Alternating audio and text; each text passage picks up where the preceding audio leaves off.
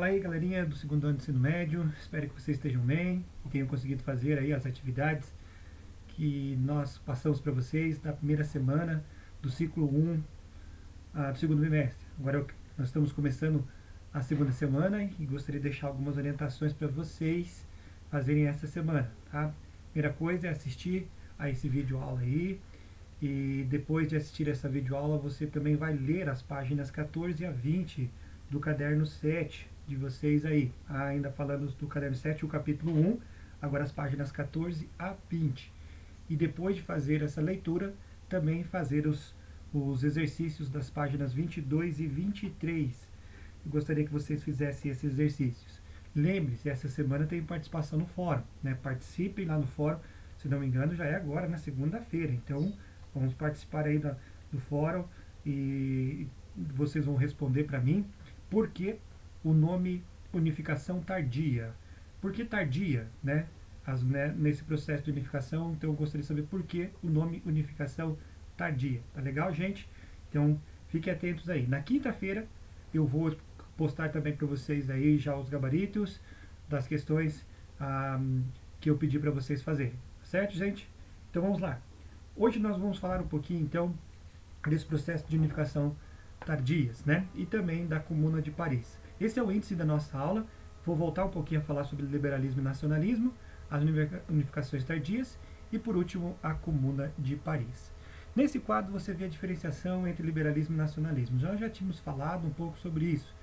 O liberalismo e o nacionalismo, eles fazem parte da consolidação da ordem burguesa dentro da Europa, né? O liberalismo, nós falamos para vocês que ele acaba sendo dividido em diversos aspectos, econômico, político, falei até para vocês do religioso. Na questão econômica, é aquela defesa da propriedade privada, do livre comércio, da intervenção, da não intervenção estatal no comércio, né? Também na questão política, a valorização da liberdade individual, a divisão dos poderes, né? Para poder limitar então o poder central e o poder executivo, uma constituição também que possa limitar esse poder central e o governo baseado na vontade da maioria, como dizia o nosso amigo John Locke, uma representatividade popular nesses governos. No liberalismo religioso, a intenção de ter realmente a sua religião da forma como você acredita ser melhor, né, a liberdade de cultuar a Deus, assim sendo, né? No nacionalismo, é aquele conjunto de ideias que defende a formação de novos estados baseados especialmente em princípios étnicos, culturais. Se juntam grupos da mesma etnia, da mesma cultura, para se formar esses estados nacionais, né? Então a ênfase no sentimento nacionalista é muito grande por alguns países ali, e esses estão ali relacionados para vocês alguns exemplos, como a Grécia, a Bélgica, a Itália e a Alemanha, que nós vamos estudar hoje. Só lembrando então, esse é o novo mapa da Europa, formado depois do Congresso de Viena. Nós temos aqui a formação desses novos estados, que foram restaurados após então o Congresso de Viena, e assim nós vemos baseados especialmente em movimentos nacionalistas a partir de 1830. 1830, gente, é interessante que essa ânsia liberal e nacionalista, ela vai atingir a Europa assim de uma forma muito grande, né? Aí diversos movimentos nacionalistas vão surgindo. Surge também, por exemplo, na Itália, o movimento Jovem Itália, né? Que liderado especialmente por o Giuseppe Mazzini. Apesar de não terem sucesso nos seus intentos, mas eles influenciaram mais à frente a unificação da Itália, baseada especialmente nesses ideais. Tanto a Itália como a Alemanha passarão por um processo de unificação, que foram chamados de unificações tardias, né? Não vou falar para vocês aqui vão pesquisar para saber por que o nome de unificação tardia, mas essa unificação da Itália e da Alemanha será com base nesses princípios liberais e nacionalistas, né? Sob a liderança da burguesia. É por isso que nós estamos falando que houve a consolidação do poder burguês, né? A burguesia que vai liderar esses movimentos liberais nacionalistas em toda a Europa. Vamos falar então sobre a unificação da Itália, hoje com vocês ali. A Itália, nós temos ali É interessante essa frase ali do Giuseppe Mazzini. Olha só o que ele diz: falamos a mesma língua, temos as mesmas crenças, os mesmos costumes, os mesmos hábitos. Não temos bandeira, nem nome político, nem posição entre as nações europeias. Ou seja, eles tinham a mesma etnia, a mesma cultura, porém não ainda eram parte de uma única nação. A intenção então é formar essa nação, né? Essa única nação. Note ali como era a Itália antes. A Itália era um país extremamente fragmentado. Se não me engano, eram 9 províncias. Essas províncias elas estavam sob controle, boa parte delas, de controle estrangeiro, especialmente da Áustria, alguns dos estados realmente pontífices, né, da Igreja Católica, né, e também dos borgonheses. Então você vai ver aqui que tinham grupos que tinham a liderança ah, é, de outros países estrangeiros, né? E não realmente diretamente da própria Itália. Eles falavam italiano, tinham cultura italiana, porém não tinham um Estado único alemão ainda aqui neste momento. Ah, mas a população, ela queria, alguns grupos, vocês perceberam esse sentido, esse desejo, né, de uma unificação entre eles. Porém, havia resistência justamente por causa da dominação estrangeira. O único estado independente na Península Itálica inteira era o estado de Piemonte-Sardenha, ou Sardenha-Piemonte. Esse era o único que era bastante, e eles vão exercer a liderança nesse processo de unificação, e eles vão exercer porque era um grupo bastante consolidado na burguesia industrial. A Piemonte-Sardenha houve um desenvolvimento industrial muito grande na região e eles queriam ampliar os seus mercados. E com isso facilitava muito uma Itália unificada, não dividida entre esses vários grupos, especialmente sob liderança estrangeira, né? Então foi um movimento, sim, de caráter extremamente liberal burguês.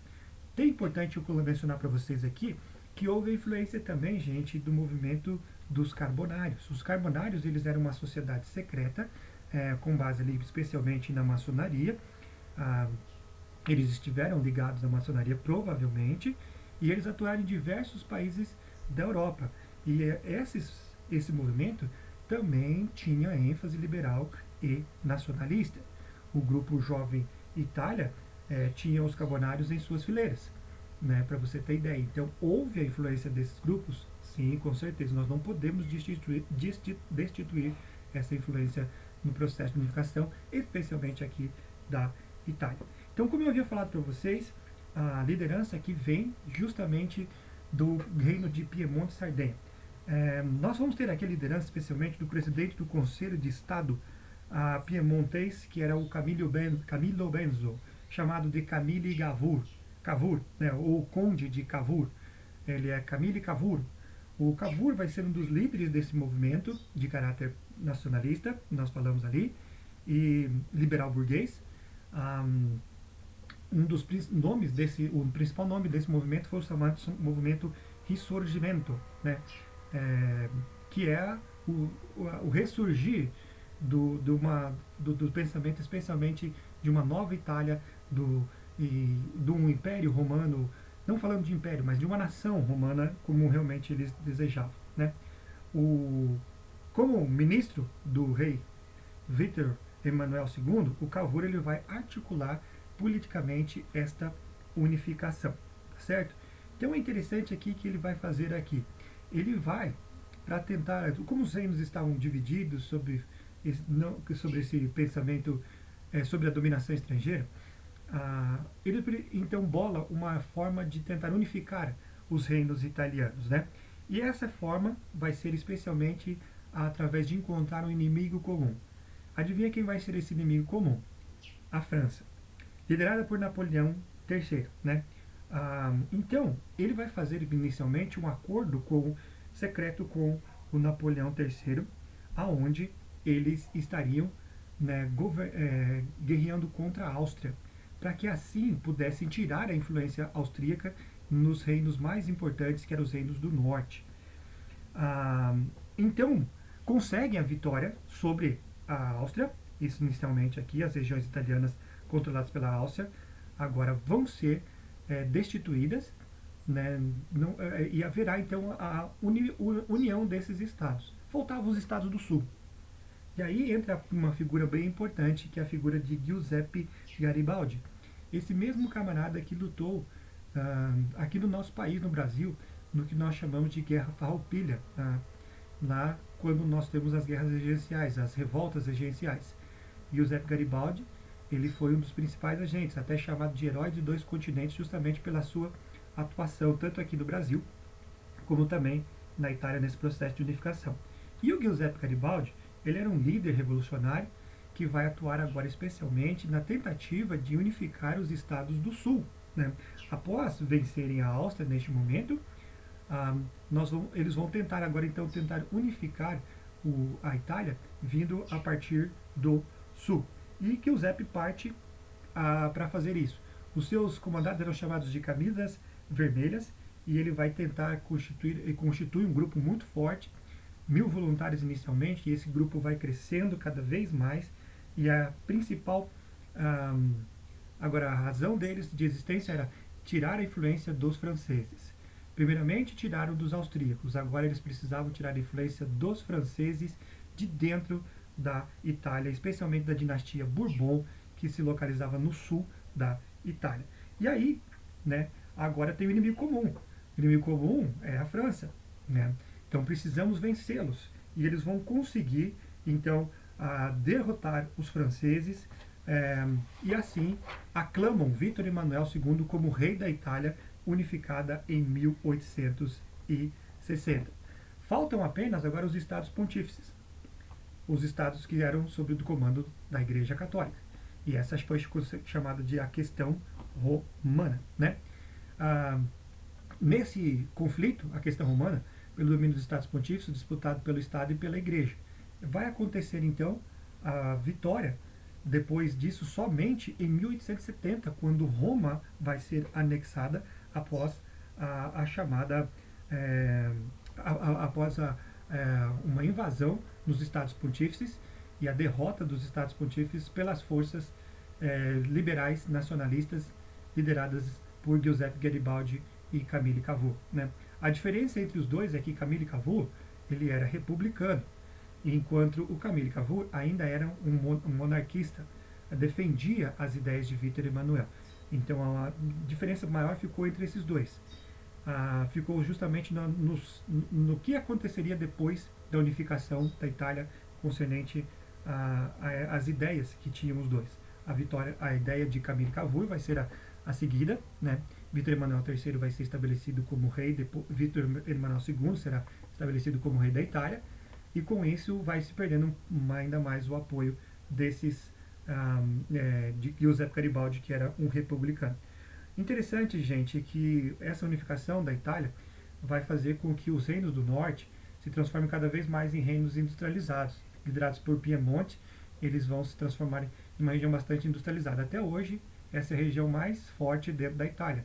A região lá de Turim, Milão, são a região mais rica da Itália, justamente nessa parte mais industrial. E esses estados mais ricos exerciam domínio sobre os estados rurais do sul, o que levou realmente muitos imigrantes virem a saírem da Itália vindo para as Américas, inclusive para o nosso país. Você vai ver uma leva de italianos chegando no nosso país a partir desse processo de unificação aqui, em especial que não queriam também essa dominação dos estados do norte sobre os estados do sul, e você vai ver então diversos desses grupos vindo para o sul. A integração de Veneza acontecerá após a Guerra das 7 Semanas. Veneza, que estava ainda sob o domínio austríaco, vai ser invadida, vai ser vencida, né, e vai ser anexada, aos domínios agora a Grande Itália, né? Então, assim se completa o que nós conhecemos por unificação italiana, após a anexação de Roma e dos Estados Pontífices em 1870. A contragosto da Igreja, porém, agora eles estão unificados. Certo, gente? Bom, vamos falar da Alemanha. Aí nós temos a frase do Otto von Bismarck, que dizia concretizar a unificação, ele queria concretizar a unificação alemã, não com discursos, mas a ferro e sangue. Então a unificação alemã vai ser realmente realizada muitas vezes pela luta, e é o que nós vamos ver aqui para frente. A Alemanha era mais dividida ainda do que a Itália. Era uma concha de retalhos. Tinham 39 estados independentes no que ficou conhecido por um antigo Sacro Império Romano Germânico. São 39 estados independentes. Temos a Prússia, a Áustria, temos a Germânia, entre outros aí que nós vamos encontrar diversos, de Baviera e assim vai. Né? São diversos desses estados independentes. Eram pequenas unidades políticas fragmentadas, né?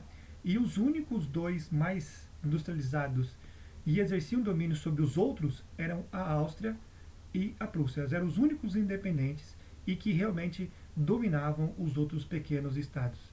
Então é interessante que você percebe que influenciavam, na verdade, não é dominavam, mas influenciavam esses outros estados da Alemanha. Em 1815, Napoleão ele vai criar o que nós chamamos de Confederação do Reno. E isso, no finalzinho do seu governo lá, ele tenta criar então a Confederação do Reno. A Confederação do Reno, depois então da Congresso de Viena, vai se transformar na criação, na Confederação Germânica. A Confederação Germânica, então, tem a liderança desses dois estados, a Áustria e a Prússia.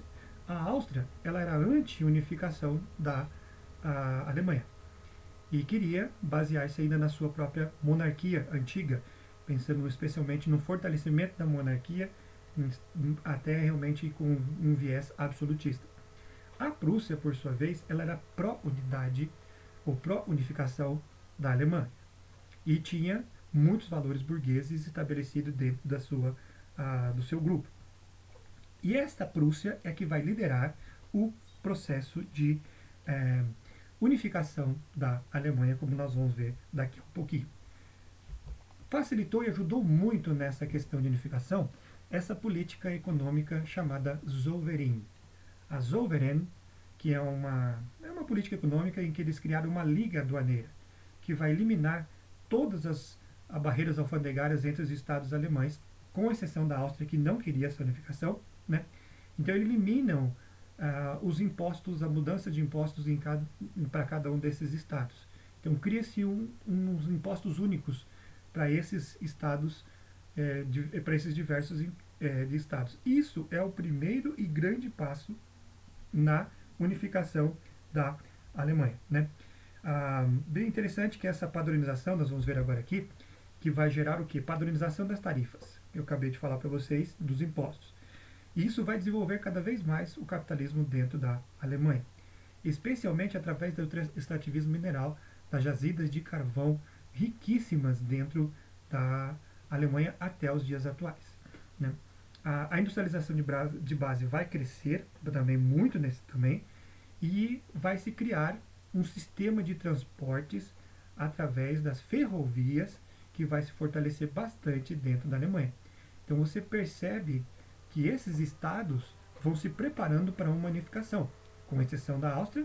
Eles então aderem à chamada Zollverein, que é essa liga aduaneira, ou seja, uma política econômica que realmente facilitou bastante na unificação da Alemanha. Tá? Os estados germânicos, a Confederação Germânica, vai ser realmente muito influenciada pelo nacionalismo, extremamente, né? E quando esses diversos movimentos nacionalistas vão se estourando pelo mundo afora, a partir de 1860, isso vai atingir a Alemanha como uma bomba, né? E em especial vai levar por causa do crescimento econômico da Alemanha. A Alemanha agora cresce de forma muito grande economicamente, e esse crescimento econômico vai incentivar os movimentos nacionalistas. E aí nós vemos então o processo de unificação se tornando algo mais claro, especialmente pela liderança de Otto von Bismarck, o primeiro-ministro do rei Guilherme, que era o rei da Prússia, né? O rei Guilherme, tinha o Guilherme, e daí nós vemos o primeiro-ministro, que era o Otto von Bismarck, que nós vimos lá que queria a unificação de toda a Alemanha. Certo, gente? Então, um processo liderado pelo sentimento nacionalista. A Alemanha em si vai formar-se vai se tornar unificada através do papel de Otto von Bismarck. O Otto von Bismarck vai ser muito importante. Ele foi muito hábil político e também líder militar. Tanto que ele foi chamado de o chanceler de ferro. O Otto von Bismarck ele tinha primeiramente que vencer a oposição do seu próprio parlamento, que não queria investir, né, nessa questão da unificação.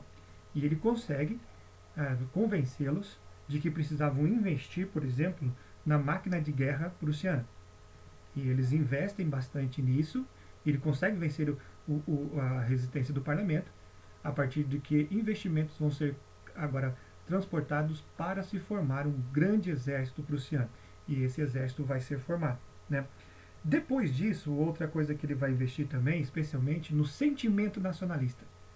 Ele vai investir cada vez mais nesse pensamento nacionalista. Também nós temos um papel importante aqui de um filósofo, que é o Goethe, né, que vai viver justamente nesse período. Os ideais nacionalistas estão muito presentes nas ideias de Goethe dentro da Alemanha. Tá certo, gente? Outra coisa importante que eu mencionar para vocês aqui vai ser a Guerra dos Ducados. A Alemanha, nós temos ali que a atual Dinamarca, na verdade, dentro da atual Dinamarca existiam dois ducados que eles tinham influência germânica, que eram de grande maioria germânica. E aí o que aconteceu? Esses ducados queriam iniciar um processo para a sua independência. E o Bismarck vai aproveitar essa situação e propõe uma aliança com a Áustria para libertar esses dois ducados da influência da Dinamarca. E em 1864, através da guerra, então, dos chamados assim, Guerra dos Ducados, vai vencer,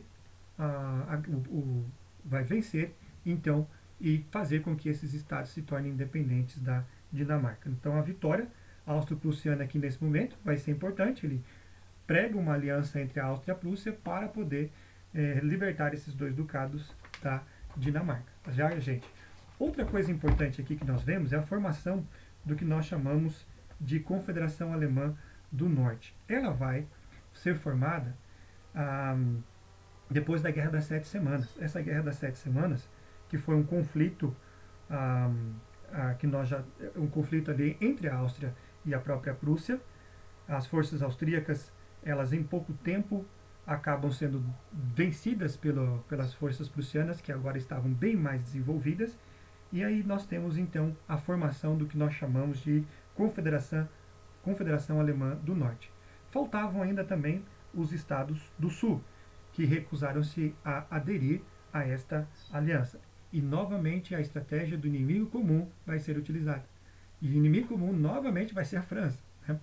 Ainda de Napoleão III, sob a liderança de Napoleão III, e nós vamos ver ali que eles vão colocar então esse inimigo comum, que seria a França, né? E isso acontece, e aí vão vencer a França na guerra chamada na guerra contra os franceses, a Guerra Franco-Prussiana. Bismarck vence os franceses e termina o que nós conhecemos pela unificação da Alemanha em 1870. Então a vitória até foi muito rápida da Prússia por causa da superioridade militar e a fúria nacionalista, e estava presente realmente nesses exércitos que conseguiram rapidamente vencer os franceses. E assim está unificada a Alemanha e a Itália. Nesse processo, nós temos também, finalmente, aqui a Comuna de Paris. A Comuna de Paris, no contexto histórico que nós temos aqui, é justamente o final do reino de Napoleão III.